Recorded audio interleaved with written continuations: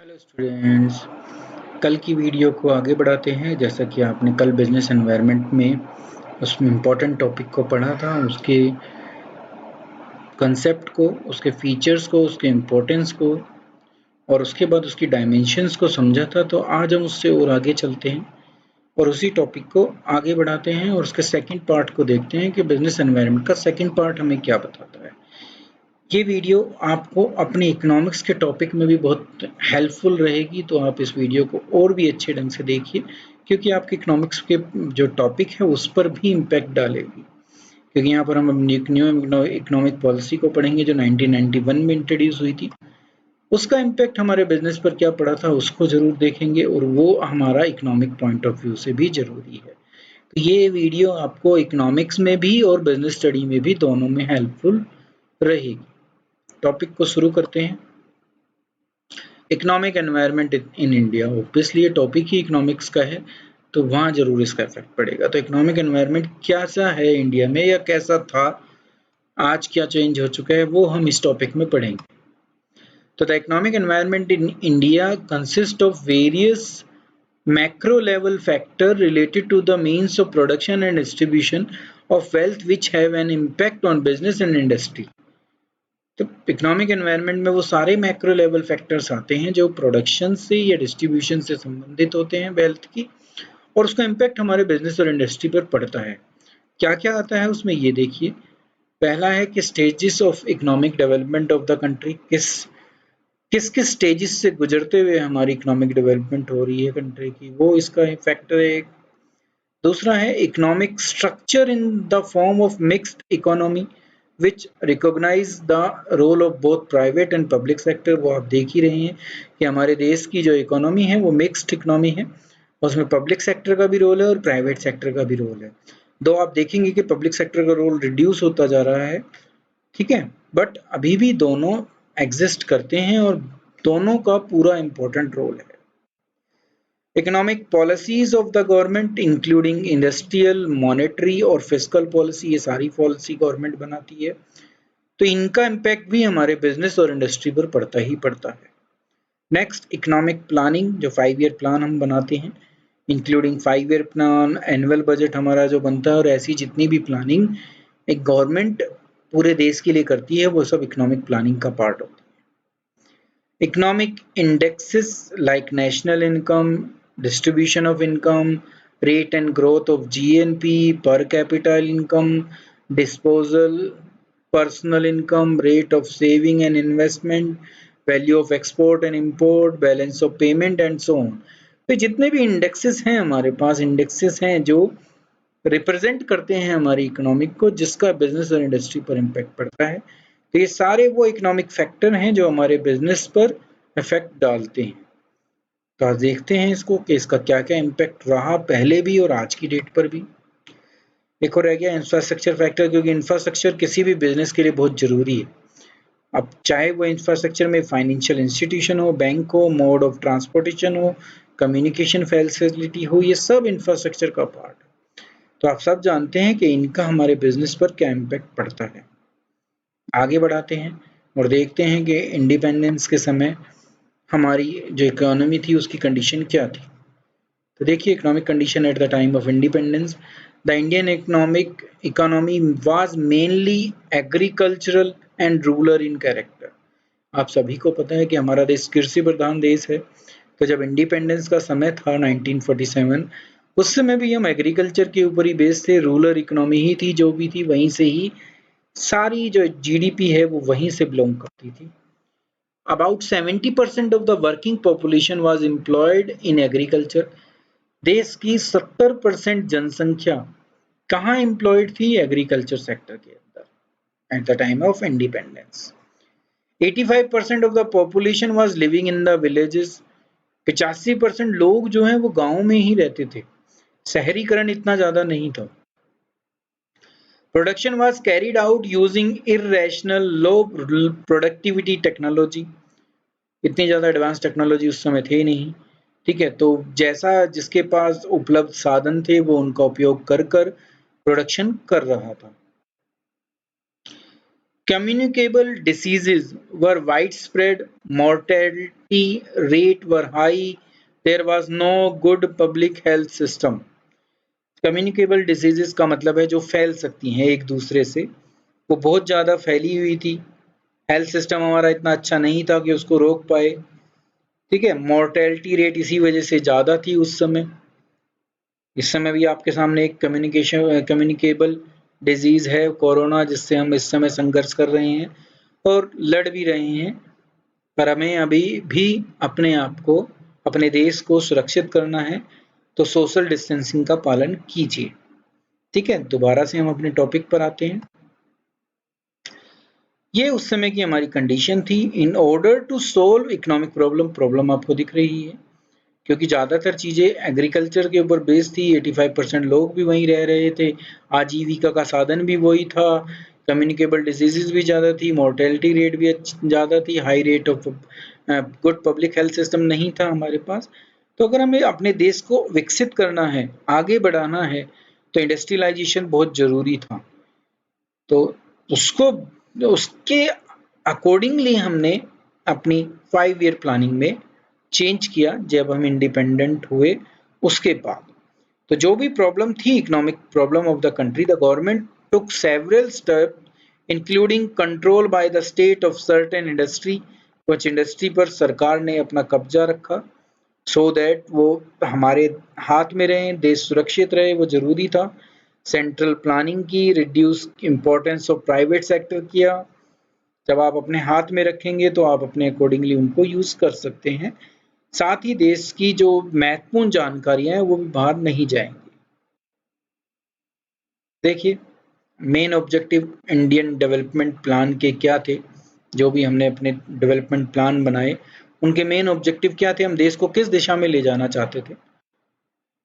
तो initiate rapid economic growth to raise the standard of living, reduce unemployment and poverty.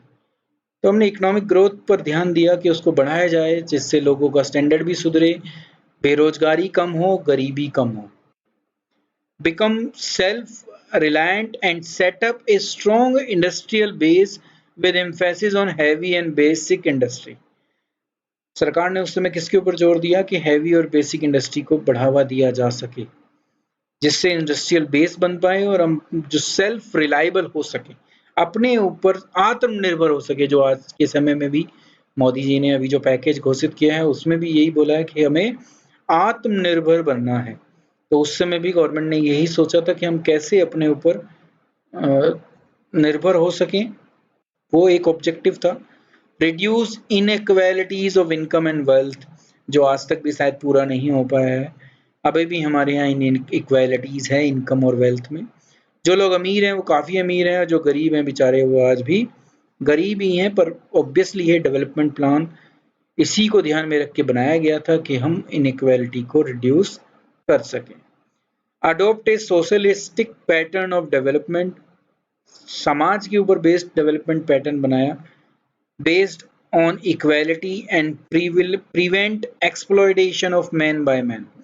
आदमी आदमी का शोषण ना कर पाए, उसको ना हो पाए, उसके अकॉर्डिंगली सोशलिस्ट पैटर्न बनाया था डेवलपमेंट का, इक्वालिटी को लाया जा सके। ये मेन ऑब्जेक्टिव थे इकोनॉमिक डेवलपमेंट प्लान के। 5 ईयर प्लानिंग कई साल से अब चली रही है, आप देख ही रहे हैं। तो वो सब इन्हीं के ऊपर बेस्ड थे। 1991 तक आते आते बहुत सारे क्राइसिस हमारे सामने आ गए थे। हमारी इकोनॉमिक कंडीशन सुधर ही नहीं रही थी, in spite of different kind of measure taken by the different government, mainly by the Congress government, क्योंकि ज़्यादातर उन्हीं की सरकार रही है 1991 तक। एक दो बार छोड़ दिया जाए बीच में तो वो क्राइसिस बढ़ गए थे। तो जून 1991 में ये क्राइसिस गवर्नमेंट के सामने थे। Major element of the crisis situation which led to the government of India to announce economic reform, आपको पता ही है न्यू इकोनॉमिक पॉलिसी जुलाई 1991 में घोषित की गई थी। तो उसका कारण यही था कि ये क्राइसिस हमारे सामने दिख रहे थे। Serious fiscal crisis in which fiscal deficits reach the level of 6.6% of GDP। Fiscal deficit का मतलब सरकारी राजकोषीय घाटा, सरकार की जितनी इनकम थी उससे ज्यादा खर्चे थे, जीडीपी का वो 6.6% था उस समय। Heavy internal debt which rose to about 50% of the GDP, with interest payment draining about 39% of the total revenue collection of the central government. Internal डेप्ट बढ़ती जा रही थी, जीडीपी का 50% हो गई थी, इंटरेस्ट जो मिलता है हमें वो 39% रह गया था टोटल रेवेन्यू कलेक्शन का। Low GNP growth rate which fell to 1.4% from the peak level of 10.5%। GDP 1.4 पर पहुंच गई थी, कहां से? 10.5 से। कब थी ये? 1988-89 में। ठीक है। लो ओवरऑल एग्रीकल्चर प्रोडक्शन कम होता जा रहा था एग्रीकल्चर, क्योंकि हमारा देश कृषि प्रधान पहले से ही है, उसमें भी लो जा रहा था। फूड ग्रेन प्रोडक्शन भी कम हो रहा था, इंडस्ट्रियल प्रोडक्शन भी कम हो रहा था, सब में ग्रोथ रेट नेगेटिव हो गई थी। एग्रीकल्चर में 2.8, फूड ग्रेन में 5.3 और 0.1 इंडस्ट्री में। Soaring inflation rate based both on wholesale price index and consumer price index. हमारी जो इन्फ्लेशन रेट थी, मुद्रास्फीति की दर, वो भी कम होती जा रही थी और वो 13 to 14% तक पहुंच गई थी उस समय। Shrinkage of foreign trade import fell down by 19.4% and export by 1.5%। हम दोनों चीजों को कम कर पा रहे थे। डॉलर में दिखाया गया है कि 19.4% हमारा इंपोर्ट डाउन हो गया था और एक्सपोर्ट 1.5% डाउन चला गया था। फॉरेन ट्रेड हमारा इतना कम हो गया था। रुपी डेप्रिशिएट हो रहा था और उस समय 26.7% यूएस डॉलर के वो डेप्रिशिएट हो चुका था। Fall on foreign exchange reserve कम होता जा रहा था एंड लो लेवल पर पहुंच गया था, that they were barely adequate to meet the import requirement of few weeks. और इतना कम रह गया था कि अगर हम इंपोर्ट की जो हमारी रिक्वायरमेंट है वो सिर्फ कुछ ही हफ्तों की पूरी कर सकते थे। एनआरआई जो थे वो विड्रॉ कर रहे थे अपने डिपॉजिट को, उसकी वजह से हमारा फॉरेन एक्सचेंज रिजर्व कम होता जा रहा था। The confidence of the international financial institution was badly shaken, and just over a year, its creditworthiness rating fell from AAA to BB+। Rating हमारी इतनी डाउन चली गई थी।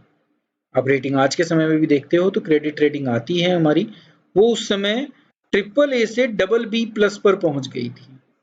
The country was on the verge of defaulting an international financial obligation and situation warranted immediate policy action to save the situation। और इतनी एक worse condition हमारी हो गई थी कि हम डिफॉल्टर में जा रहे थे, जो भी हमारा इंटरनेशनल फाइनेंशियल ऑब्लिगेशन थी। इसलिए इन 1991 मई में the government had to lease 20 ton of gold out of its stock to the State Bank of India to enable it to sell the gold with repurchase option after 6 months. In addition to RBI was allowed to pledge 47 ton gold to Bank of India। मतलब इतना सारा सोना हमें गिरवी रखने की condition उस समय आ गई थी, तो कंडीशन बहुत ज़्यादा वर्स थी। इसीलिए जुलाई 1991 में इकोनॉमिक रिफॉर्म हुआ। मनमोहन सिंह जी ने नई इकोनॉमिक पॉलिसी लोगों के सामने पेश की, उसका इम्पैक्ट आप देखोगे तो बड़ा पॉजिटिव था। उसी को हम देखते हैं अब। तो न्यू इकोनॉमिक पॉलिसी 1991 जुलाई में आई थी हमारे सामने। क्या हुआ था उसमें? Broad feature of this policy were as follows. पहला ये था कि गवर्नमेंट ने क्या किया, जो इंडस्ट्री के ऊपर लाइसेंसिंग की प्रथा थी उसको खत्म कर सिर्फ 6 इंडस्ट्री छोड़ दी थी, बाकी सब के लिए लाइसेंसिंग खत्म कर दी थी। पहले वो चाहते थे कि अब लोग इजीली बिजनेस को कर सकें, जितना ज्यादा इंडस्ट्रियलाइजेशन होगा उतना ही ज्यादा मनी का सर्कुलेशन होगा, तो लाइसेंसिंग को 6 तक सीमित कर दिया था। Role of public sector was limited only to 4 industry of strategic importance. Public sector के रोल को भी कम कर दिया और सिर्फ 4 इंडस्ट्री तक सीमित कर दिया। अब सिर्फ 4 इंडस्ट्री तक ही पब्लिक सेक्टर सीमित था। डिसइन्वेस्टमेंट की was carried out in case of many public sector industry. तो डिसइन्वेस्टमेंट की गई कई सारी पब्लिक सेक्टर इंडस्ट्री को, मतलब कि जो हमारी सरकारी कंपनियां थी उनको डिसइन्वेस्ट कर दिया गया, उनको बेच दिया गया। कुछ में 100% तक, कुछ में 74% तक, कुछ में 51% तक। Policy towards foreign capital was liberalised. बाहर का जो पैसा एफडीआई उसको आसान बनाया गया, जिससे बाहर का पैसा हमारे देश में आ सके, हमारा फॉरेन एक्सचेंज रिजर्व बढ़ सके। Automatic permission was now granted for technology agreement with foreign company. अब ये परमिशन दे दी थी बिजनेस ऑर्गेनाइजेशंस को कि अगर वो टेक्नोलॉजिकल एग्रीमेंट किसी फॉरेन कंपनी के साथ करती हैं तो आपको उसके लिए परमिशन लेने की जरूरत नहीं है। Next, foreign investment promotion board FIPB was set up to promote and channelize foreign investment in India। बाहर का पैसा हम कैसे अपने देश में ला सकें, उसके लिए एक बोर्ड का गठन किया गया था जो देखेगा कि कैसा पैसे भारत में आ सके। ये कुछ मेजर इम्पैक्ट थे उस न्यू इकोनॉमिक पॉलिसी के जो उन्होंने सोचा था, ऑब्जेक्टिव थे। आगे बढ़ते हैं, न्यू इकोनॉमिक पॉलिसी को और पढ़ते हैं। तीन चीजें बहुत इंपॉर्टेंट थी जो आई थी उसमें न्यू इकोनॉमिक पॉलिसी में, वो हम देखेंगे। Appropriate measures were taken to remove obstacle in the way of growth and expansion of industrial unit of large industrial houses. Small sector was assured all help and accorded due recognition। Small sector business को भी जो due उनको recognition चाहिए थी वो दी गई। Industrial sector जो बड़े हाउसेस थे उनको उनकी ग्रोथ को, एक्सपेंशन को बढ़ाने के लिए जितने ऑब्स्टेकल्स थे उनको खत्म किया गया। तो ये सब चीज की गई तीन चीजों से। In essence this policy has sought to, तीन चीजें थी जो मैं आपको बता रहा हूं, वो ये थी कि जो मेन फीचर थे उस इकोनॉमिक रिफॉर्म के वो ये थे। इकोनॉमिक रिफॉर्म में हमने क्या किया था, लिबरलाइजेशन किया, प्राइवेटाइजेशन किया, ग्लोबलाइजेशन किया, जिसको हम आज LPG के नाम से जानते हैं। तो लिबरलाइजेशन, प्राइवेटाइजेशन, ग्लोबलाइजेशन ये मेन रिफॉर्म थे उस समय।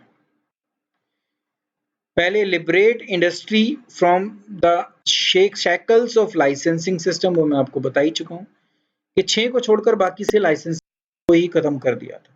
तो वो कहलाया लिबरलाइजेशन, कि लोगों को छूट दी गई बिजनेस को करने के लिए, जो नियम कानून थे उसमें ढील दी गई।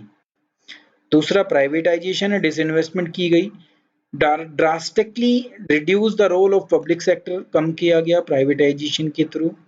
और तीसरा था कि देश को विश्व के लिए खोल दिया गया, बाहर से लोग आए अपना बिजनेस यहाँ पर सेटअप करें। पार्टिसिपेशन इन इंडिया इन्वेस्टमेंट, जिसको हमने ग्लोबलाइजेशन का नाम दिया। तो ये तीन चीजें थी जिनको करके हमने नए इकोनॉमिक रिफॉर्म को लागू किया, L, P और G। इन तीनों को हम विजुअली पढ़ते हैं। आप शुरुआत लिबरलाइजेशन से करते हैं। आपको बता ही दिया कि लिबरलाइजेशन का मतलब क्या है। The economic reform that were introduced were aimed at liberalizing the industrial business and industries from all unnecessary control and restriction। कैसे उसको कम किया जाए उसी के ऊपर ध्यान था। लोगों को बिजनेस करने के लिए इतनी छूट हो कि वो इजीली अपने बिजनेस को सेटअप कर सकें, आसानी से उसको चला सकें, ये लिबरलाइजेशन का बेसिक इम्पैक्ट था।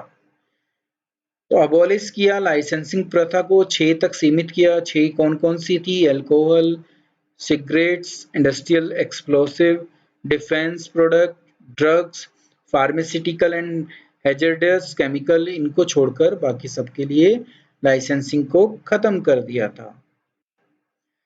No restriction on expansion and contraction of business activity, कोई रिस्ट्रिक्शन नहीं थी। आप अपने बिजनेस को जितना एक्सपेंड करना चाहते हैं इजीली कर सकते हैं, कॉन्ट्रैक्शन करना चाहते हैं, कम करना चाहते हैं तो सीमित भी कर सकते हैं, कोई रिस्ट्रिक्शन नहीं थी। Removal of restriction on the movement of goods and services, चीजों को आसानी से एक स्थान से दूसरे स्थान भेजा जा सके, उनकी मूवमेंट को आसान किया जा सके, तो रिस्ट्रिक्शन हटाई उनके ऊपर से। Freedom in fixing the price of goods and services, दी गई फ्रीडम कि आप अपने हिसाब से प्राइस को निश्चित कर पाएं। रिड्यूसिंग टैक्स रेट कम की गई, lifting unnecessary control over the economy, जो कंट्रोल था उसको कम किया गया, सो दैट एक बिजनेस ऑर्गेनाइजेशन अपने बिजनेस को इजीली पूरा कर सके। Simplifying the procedure of import and export, उसको सिंप्लीफाई किया गया। सो दैट वो इंपोर्ट और एक्सपोर्ट इजीली कर सके। और last, making it easier to attract foreign capital and technology to India. आसानी से हमारे देश में बाहर की टेक्नोलॉजी आ पाए, उसको सिंपल किया गया। ठीक है, तो ये सब थे लिबरलाइजेशन के पॉइंट। तो नेक्स्ट पर चलते हैं ग्लोबलाइजेशन पर। प्राइवेटाइजेशन पहले। प्राइवेटाइजेशन का मतलब आप जानते हैं कि हमने क्या किया, पब्लिक सेक्टर के रोल को रिड्यूस किया गवर्नमेंट ने।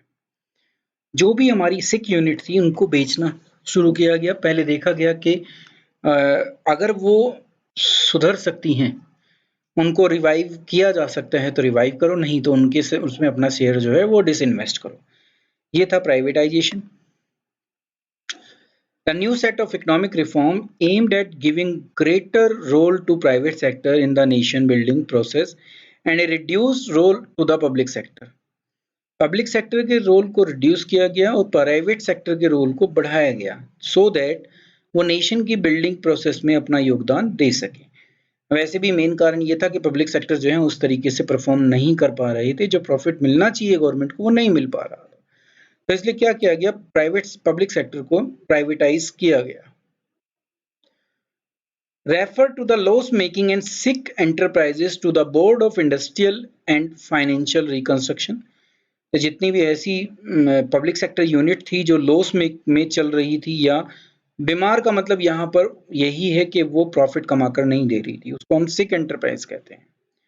तो ऐसी जितनी भी कंपनियां थी जो या तो लॉस में थी, जो सिक थी, उनको board of industrial and financial reconstruction को रेफर किया गया। अगर वो इस कंडीशन में थी कि उनको रिवाइव किया जा सके तो उनके रिवाइवल की कोशिश की गई, अगर नहीं है तो पॉलिसी बनाई गई कि उनकी प्लान डिसइन्वेस्टमेंट की जाए पब्लिक सेक्टर के शेयर को प्राइवेट सेक्टर को बेचा जा सके। कारण यही था कि to increase efficiency and competitive power of the enterprises, बढ़ाई जा सके पब्लिक सेक्टर, उसकी एफिशिएंसी को बढ़ाया जा सके, उसकी कॉम्पिटिटिव पावर को बढ़ाया जा सके, सो दैट वो प्राइवेट सेक्टर के साथ कॉम्पीट कर सके। To strengthen the industrial management को स्ट्रेंथ दी जा सके, क्योंकि हम ये चाहते हैं कि हमारी हर यूनिट, चाहे वो प्राइवेट हो चाहे पब्लिक सेक्टर हो, वो प्रॉफिट मेकिंग एंटरप्राइजेस हो। To make optimum use of resources, जो पैसा हमारा वहां लग रहा था और वो लॉस में जा रहा था, लॉस मेकिंग में था, तो उस रिसोर्सेज का हमने सही उपयोग यही नहीं कर पाए। आप जानते हैं कि इकोनॉमिक्स में हमने पढ़ा है कि रिसोर्सेज क्या है, स्क्रैच है, ठीक है, तो उनका ऑप्टिमम यूज नहीं हो पा रहा था, तो उसके ऑप्टिमम यूज के लिए भी हमने क्या किया गया, प्राइवेटाइज किया। To earn more and more foreign currency, ज्यादा पैसा आ सके, जब हम प्राइवेट सेक्टर को बेचेंगे तो वो फॉरेन डायरेक्ट इन्वेस्टमेंट के लिए भी ओपन हो गया, एफडीआई के लिए भी ओपन हो गया, तो हम फॉरेन करेंसी को अट्रैक्ट कर सके, उसके लिए भी हमने क्या किया था, डिसइन्वेस्टमेंट की थी। To achieve rapid industrial development, जब वो यूनिट को हम प्राइवेट सेक्टर में दे रहे हैं तो हम ये मानते थे कि प्राइवेट सेक्टर उस ऑर्गेनाइजेशन को बेटर वे में चला पाएगा, प्रॉफिट मेकिंग एंटिटी बनेगी, प्रॉफिट आएगा, टैक्सेस बढ़ेंगे, तो देश का इंडस्ट्रियल विकास हो पाएगा। ये ऑब्जेक्टिव था प्राइवेटाइजेशन का। तो ये पूरा प्राइवेटाइजेशन का टॉपिक था। अब हम लास्ट टॉपिक पर पहुंचते हैं एलपीजी के, जो ग्लोबलाइजेशन है। तो आपने पढ़ा है ग्लोबलाइजेशन, 10th में भी पढ़कर आए हैं। हमने अपने जो इकोनॉमी थी, अपनी मार्केट जो थी, वो ग्लोबल बिजनेस के लिए खोल दी थी, वो कहलाता है ग्लोबलाइजेशन। ग्लोबलाइजेशन में लिबरलाइजेशन का भी रोल था कि नियमों को सिंप्लीफाई किया, सो दैट बाहर वाले लोग भी आकर हमारे यहाँ बिजनेस कर सके। तो globalisation mean the integration of various economies of the world leading towards the emergence of a cohesive global economy. वो पूरे विश्व के लिए अपनी मार्केट को खोल दिया, तो सब आइए हमारे देश में आकर बिजनेस कीजिए। ठीक है, आज के समय में भी यही चल रहा है, चाहे वो मेक इन इंडिया के थ्रू हो, ठीक है, या किसी और के, या आत्मनिर्भर जो इस समय पैकेज है उसके थ्रू। हम चाहते हैं कि हमारे देश में पैसा भी बाहर से आए और जो है कंपनीज भी बाहर से आए और वो हमारे साथ बिजनेस करें। ये फीचर्स थे ग्लोबलाइजेशन के, कि rapid expansion of international trade हो सके, internationalisation of product and services हो सके लार्ज फर्म की, जैसे हमारे देश में भी लेटेस्ट टेक्नोलॉजी आए हैं, हम उन टेक्नोलॉजिकल अपग्रेडेशन का यूज कर पाएं, ठीक है, हम उसके अकॉर्डिंगली अपने आप को एडजस्ट कर पाएं। Growing importance of multinational corporation, MNCs बड़े, जो बड़ी भी हैं उसके बाद आपने देखा ही है इस आज के समय में। Increase in capital transfer across national border, बड़े पैसा ज़्यादा जनरेट हो सके, दूसरे देशों से पैसे को कमाया जा सके, अपने देश में उसको अट्रैक्ट किया जा सके, पैसे से पैसा कमाया जाए, वो कैपिटल ट्रांसफर कहलाता है। ग्लोबलाइजेशन ऑफ टेक्नोलॉजी किया जा सके, shift in production from country to country किया जा सके, increase freedom and capacity and firm to undertake economic transaction across national boundaries, हम अपने देश से बाहर जा सकें, हमारे देश की कंपनियां भी और बाहर के देश की कंपनियां हमारे देश में आकर बिजनेस कर सकें। Fusing of national market, national market को ओपन कर दिया जाए पूरे विश्व के लिए, ठीक है, इकोनॉमिक इंटीग्रेशन को बढ़ाया जा सके, लाया जा सके, ग्लोबल इकोनॉमिक इंटरडिपेंडेंस हो सके, हम सब एक दूसरे पर निर्भर हैं तो हम एक दूसरे की मदद कर सकें, इसके लिए उस समय हमने ग्लोबलाइजेशन को अपनाया था। तो ये 3 बेसिक इकोनॉमिक रिफॉर्म थे उस समय के, जो आप लोग कई बार पढ़ चुके हैं, आपकी इकोनॉमिक्स में भी ये पूरे यूज होते हैं। तो एलपीजी के नाम से इनको जाना जाता है, आप इसको अच्छी तरह से पढ़िए, समझिए, ठीक है। इसके बाद जब मोदी जी आए तो मोदी जी ने डीमोनेटाइजेशन किया, तो डीमोनेटाइजेशन क्या था, उसका क्या इम्पैक्ट था, वो भी हम इस टॉपिक में पढ़ेंगे। तो शुरुआत डीमोनेटाइजेशन से करते हैं। The government of India made an announcement on November 8, 2016 with profound implication of the Indian economy। 8 नवंबर 2016 को रात के 8 बजे देश के प्रधानमंत्री श्री नरेंद्र मोदी जी ने डीमोनेटाइजेशन कर दिए थे। दो जो लार्जेस्ट डिनोमिनेशन थी हमारे देश में नोट्स की, 500 और 1000, उनको डीमोनेटाइज कर दिया विद इमीडिएट इफेक्ट। अब वो लीगल टेंडर नहीं रहे थे 8 नवंबर 2016 से। This led to 86% of the money in circulation invalid। तो इन दोनों नोटों को डीमोनेटाइज करने की वजह से 86% ऑफ द जो मनी थी सर्कुलेशन में जो थी कंट्री की, वो इनवैलिड घोषित हो गई उस दिन से। क्यों किया था ऐसा मोदी जी ने या इंडियन गवर्नमेंट ने? The aim of demonetisation was to curb corruption, corruption को कंट्रोल किया जा सके, ठीक है, क्योंकि बहुत सारी ब्लैक मनीज 500 और 1000 के रूप में ही लोगों के पास जमा थी। Counter fighting the use of high denomination notes for illegal activities, तो जो भी अनैतिक कार्य हैं उनमें ये पैसा लगता था, तो उसको खत्म किया जा सके। Specially the accumulation of black money, वो मैं आपको बता ही चुका हूँ, generated by income that has not been declared to the tax authority. Black money का मतलब वही पैसा होता है जो लीगल नहीं है, जिसको हमने टैक्स अथॉरिटी को बताया ही नहीं है कि ये पैसा हमने इनकम के रूप में जनरेट किया है, वो ब्लैक मनी कहलाती है। उसको खत्म करने के लिए, उसको कंट्रोल करने के लिए, ठीक है, ये काम किया गया था। फीचर क्या थे अब डीमोनेटाइजेशन के? पहला, demonetisation is viewed as tax administration measure, tax को बढ़ाएंगे इसके थ्रू, क्योंकि जब सारा पैसा लीगल हो जाएगा तो वो लीगली लगेगा हमारे बिजनेस में, तो उससे टैक्स बढ़ेगा, ये माना। Demonetization is also interpreted as shift on the part of government indicating that tax evasion will no longer be tolerated or accepted। तो जो टैक्स चोरी करते हैं उसको समाप्त करने, उसको कंट्रोल करने के लिए कि गवर्नमेंट टैक्स चोरी नहीं होने देगी, इसलिए भी डिमोनेटाइजेशन को लाया गया था। Demonetization also led to administration channelizing saving into formal financial system। तो जिसके पास भी घर पर जैसा भी पैसा पड़ा है, बचा है, वो सेविंग हमारे फॉर्मल फाइनेंशियल सिस्टम में यूज हो सके, वो इन्वेस्टमेंट के रूप में मार्केट में लगाई जा सके, इसके लिए भी डिमोनेटाइजेशन किया गया था। Another feature of demonetisation to create a less cash और कैश लाइट इकोनॉमी। तो हम एक ऐसी इकोनॉमिक बनाना चाहते थे जो कैशलेस हो, जिसका फायदा आपने देखा होगा पेटीएम को मिला, और भी बहुत सारी ऐसी जो क्या कहते हैं कैशलेस जो वॉलेट थे वो उस समय बहुत ज्यादा यूज में आए। तो ये फीचर थे डिमोनेटाइजेशन के। इन्हीं को दूसरे वे में भी देखते हैं अब।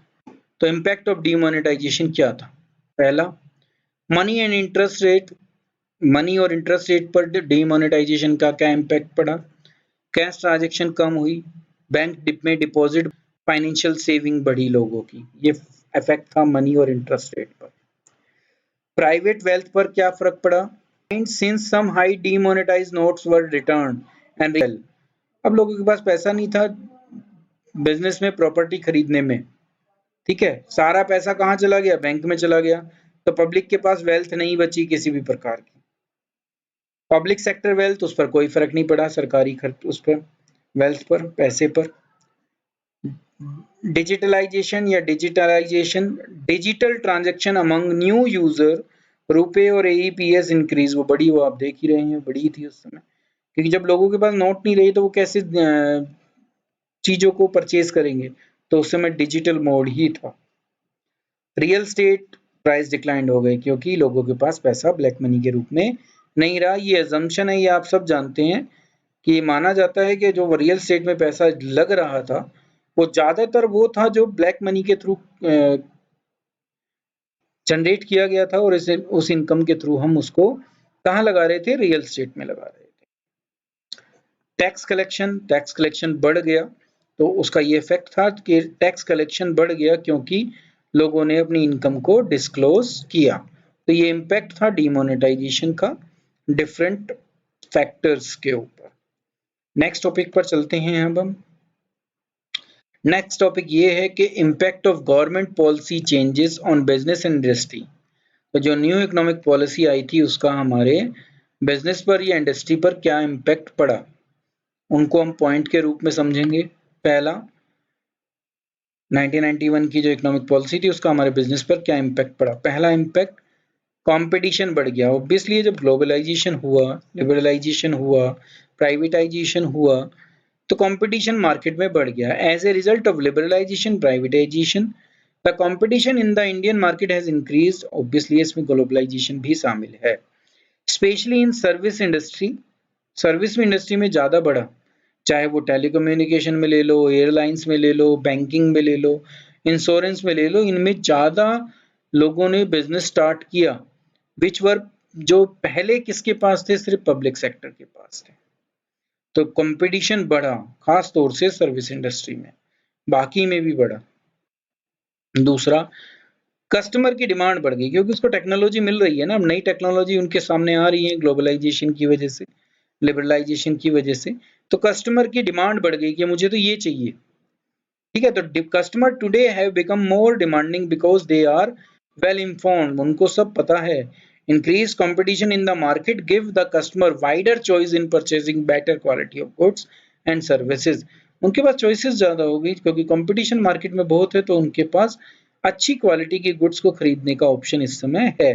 तो कस्टमर की डिमांड बढ़ चुकी है।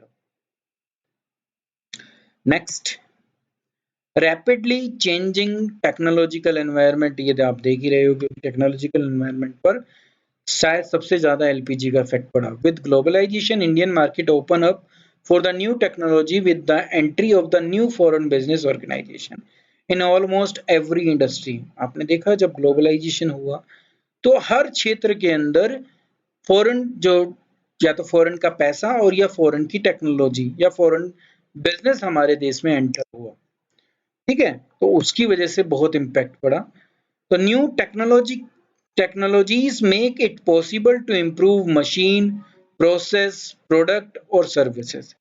तो जो नई टेक्नोलॉजी आई उसने मशीन को भी इम्प्रूव कर दिया, प्रोसेस को भी इम्प्रूव कर दिया, किसी भी गुड्स को प्रोड्यूस करने की, प्रोडक्ट अपग्रेड हो गए, सर्विस भी अपग्रेड हो गई।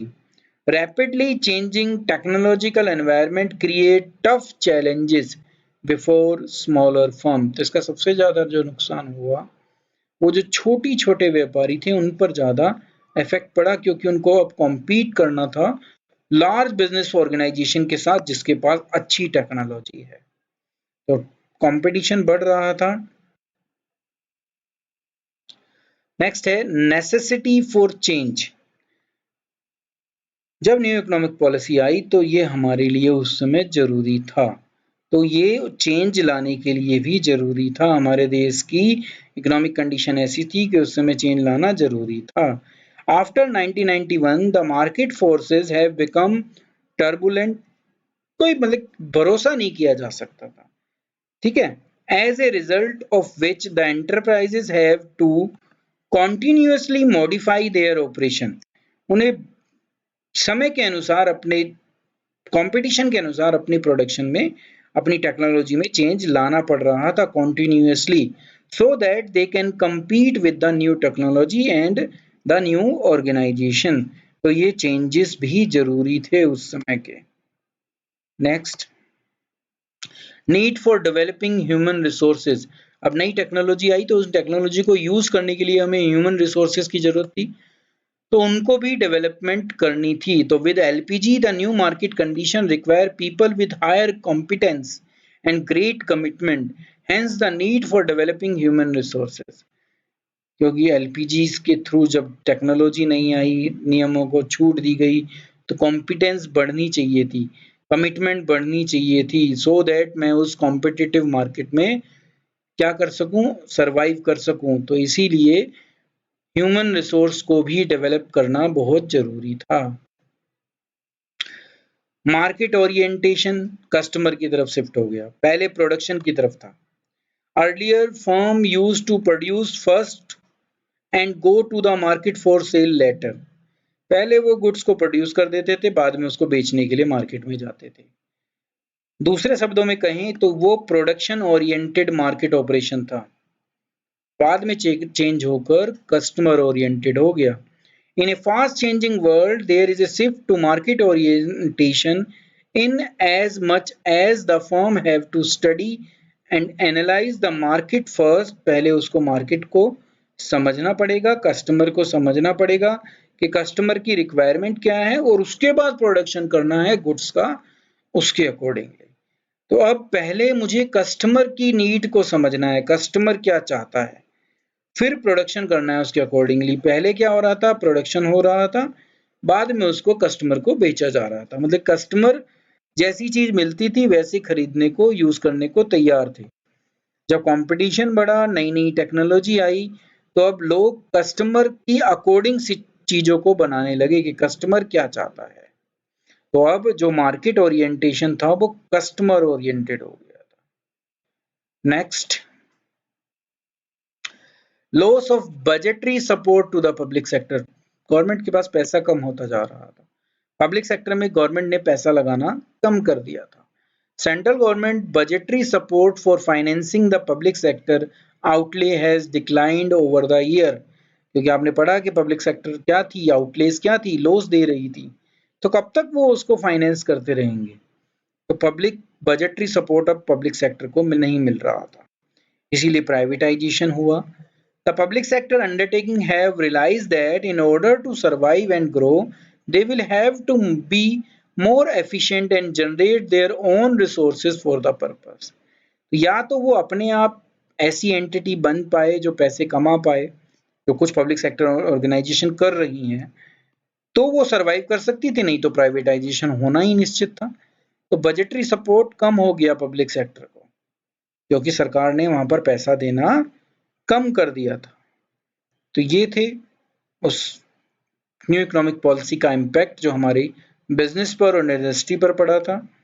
अब अगर मैं कंक्लूजन के रूप में बोलूं तो on the whole the government impact of government policy changes particularly in respect of LPG has been positive. Positive था, उसका बहुत पॉजिटिव इम्पैक्ट पड़ा, हमारी इकोनॉमी सुधरी, बहुत अच्छी तरह से सुधरी। As the Indian business industry have shown great resilience in dealing with the new economic order, बहुत अच्छी तरीके से उनको लिया, नए बिजनेस आए, कंपटीशन आया, लोगों के पास नई टेक्नोलॉजी आई, तो लोगों का लाइफस्टाइल, लाइफ एक्सपेक्टेंसी चेंज हो गई। They have become more customer focused and adopted measure to improve the customer relationship and satisfaction। तो ये आप पढ़ ही चुके हो, कंपटीशन बढ़ा, ज़्यादा टेक्नोलॉजी अपग्रेडेशन हुआ, तो किसके ऊपर फोकस हो गए? सब कस्टमर फोकस्ड हो गए और ऐसे मेजर ले पाए जिससे वो कस्टमर के रिलेशनशिप को मेंटेन कर पाएँ और कस्टमर को सेटिस्फाई कर पाएँ। तो ये कंक्लूजन के रूप में न्यू इकोनॉमिक पॉलिसी का इम्पैक्ट था। इसी के साथ बिजनेस एनवायरनमेंट का जो पूरा टॉपिक है वो माइंड मैप के थ्रू, ये माइंड मैप है जिसमें हम पूरे चैप्टर को एक ही जगह पर समझ सकते हैं कि पूरा बिजनेस एनवायरनमेंट का चैप्टर हमें क्या बताता है। तो business environment means the sum total of all individual institution and other forces that are outside the control of a business enterprises but may affect its performance। ये हमने देख लिया है, ठीक है। ये डायमेंशन है, आपने पढ़ी है, economic, social, political, technological, legal. ये फीचर थे कि टोटलिटी ऑफ एक्सटर्नल फोर्सेस है, स्पेसिफिक एंड जनरल फोर्सेस है, इंटर रिलेटेड हैं वो, डायनेमिक उनका नेचर है, अनसर्टेन है, कॉम्प्लेक्स है, समझना आसान नहीं है, रिलेटिव है, region to region, country to country differ हो सकते हैं। इम्पोर्टेंस में हमने पढ़ा कि ये अनेबल करती है फर्म को अपॉर्चुनिटी को आइडेंटिफाई करें, फर्स्ट मूवर एडवांटेज ले। ये साथ ही साथ थ्रेट को आइडेंटिफाई करने में भी मदद करती हैं और वार्निंग सिग्नल के रूप में लेने में भी मदद करती हैं। ये रिसोर्सेज जो भी हैं हमारे पास, चाहे इनपुट की हो चाहे आउटपुट की हो, उनका सबसे अच्छा उपयोग करने में भी कंपनी की मदद करती हैं। रैपिड चेंजेस को समझने में, उसके अकॉर्डिंगली एडजस्ट करने में भी मदद करती हैं। It help in assisting planning and policy formation में मैनेजर की मदद करती हैं, परफॉर्मेंस को इम्प्रूव करने में भी मदद करती हैं। Managerial response to change in business environment, mergers and acquisition हुआ, डाइवर्सिफिकेशन हुआ, ब्रांड बिल्डिंग हुई, कस्टमर ओरिएंटेड अप्रोच हुई, टेक्नोलॉजिकल डेवलपमेंट हुई, बेटर लेबर रिलेशन हुए, चेंज इन कैपिटल स्ट्रक्चर हुआ। इकोनॉमिक रिफॉर्म जो 1991 में आया, 3 मेन पार्ट थे उसके। लिबरलाइजेशन, जहाँ पर अननेसेसरी कंट्रोल और रिस्ट्रिक्शन को ख़त्म किया था। प्राइवेटाइजेशन, प्राइवेट सेक्टर के रोल को कम किया through disinvestment. Globalisation, integration of economic of the world, सब देश पूरे विश्व के लिए अपने बिजनेस को खोल दिया।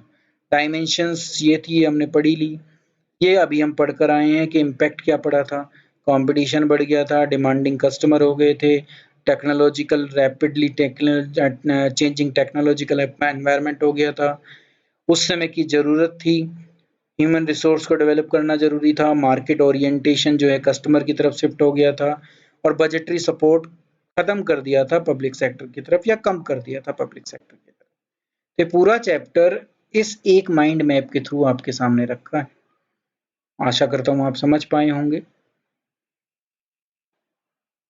बिजनेस एनवायरनमेंट का टॉपिक इतना ही था। नेक्स्ट वीडियो में हम प्लानिंग को करेंगे।